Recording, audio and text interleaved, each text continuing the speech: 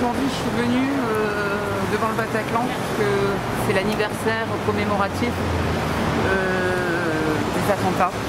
Et le Bataclan a été l'un des endroits où il y a eu le plus de victimes, 89 morts je crois. Et encore ce matin, quand je regardais les infos, les archives de l'époque, on a eu accès à des visions d'horreur qu'on ne montrait pas sur le moment parce que c'était la crise. Mais ces gens blessés, je vois encore cette femme à la télé qui lève la jambe parce qu'on lui a tiré une balle dans la jambe et elle hurle. Ce matin, je me suis réveillée avec ça, ça m'a pris aux tripes et je me suis dit non, tu peux pas juste rester devant ton écran de télé et voilà. Donc non, pour l'anniversaire des attentats, je me devais d'être là aujourd'hui. Est-ce que vous étiez au moment des faits en fait en 2015? Non, alors grand Dieu non, là où j'ai été protégée, ce qui fait que j'étais pas là, j'étais chez moi devant la télé.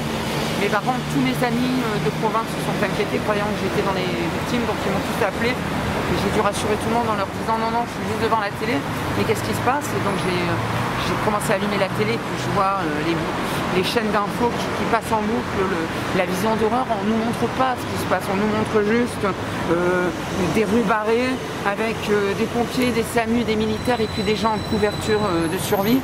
Et c'est vraiment, je dirais en fin de soirée, moi vers 1h du matin où je réalise qu'il y a eu un attentat dans Paris parce que sur le moment on est tellement choqué de ce qui se passe qu'on ne réalise pas que ça.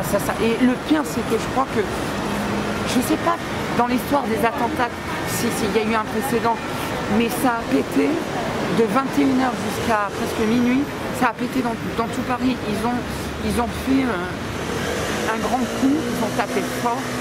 Et encore aujourd'hui, ils tapent encore fort chez nous ici. Et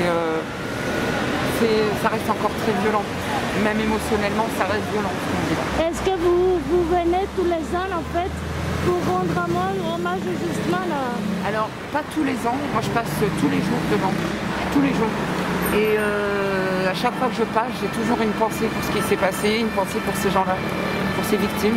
Ouais, je passe pas tous les ans, je passe tous les jours puisque c'est sur mon chemin quand je me balade, quand je veux aller quand je travaillais à l'époque. Donc ouais, c'est important.